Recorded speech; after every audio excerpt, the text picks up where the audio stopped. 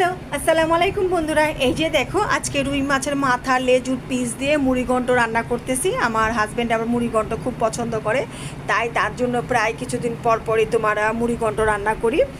আর হলো তোমার এই যে দেখো, মুড়িঘণ্ট মোটামুটি রান্না করা প্রায় শেষ হয়ে গিয়েছে, নামিয়ে ফেলবো। এখন টালা জিরার ফাঁকি দিয়ে দেবো। মুড়িঘণ্ট কিন্তু মাংসের মতো সমস্ত মশলা দিয়ে রান্না করতে হয়। আর এই যে দেখো, এখন আমি ইলিশ মাছ ভেজে নিলাম। ইলিশ মাছ আর 2 পিস ডিম বের হয়েছিল। আর যে মাঝখানে যে একটা শক্ত একটা ইলিশ মাছের ভিতরে থাকে, এই পেটা না পেটি কী জানি বলে, সেটা আমার খুবই পছন্দ। সেটাও আমি একটু তেলে ভেজে মাছ ভাজার সাথে খাই, আমার খুবই ভালো লাগে। আর এই যে দেখো, ধনেপাতা ভর্তা বাটা শুরু করে দিয়েছি।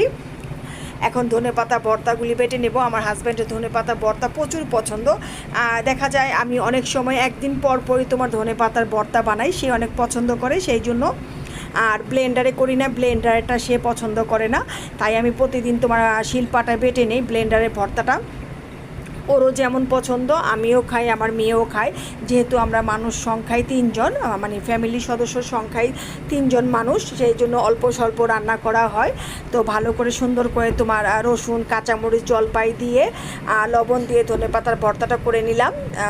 ভালোই লাগে, টক টক ভালো লাগে খুবই আমাদের ঘরে, আমরা সবাই খুব পছন্দ করি, সেই জন্য ভালো করে মিহি করে বেটে নিচ্ছি। আর এখনকার দিনে ধনেপাতাগুলির মধ্যে বাটার পর দেখবে একটা শক্ত একটা ছোবার মতো বের হয়, তো ভালো করে বেটে ওই ছোবাটা আবার ফেলে দিই, তা না হয়তো দেখা যায় খাওয়ার সময় মুখে লাগে।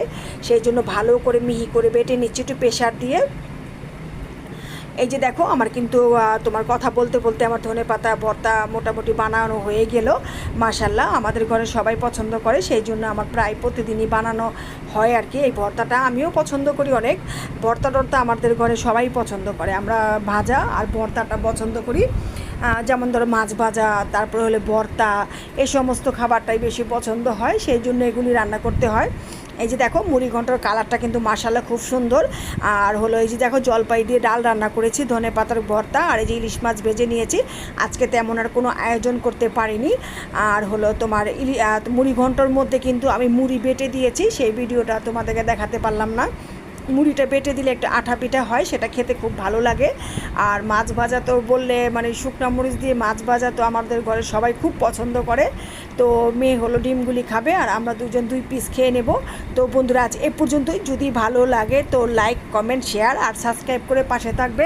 আলহামদুলিল্লাহ, খোদা হাফেজ, টাটা, বাই বাই।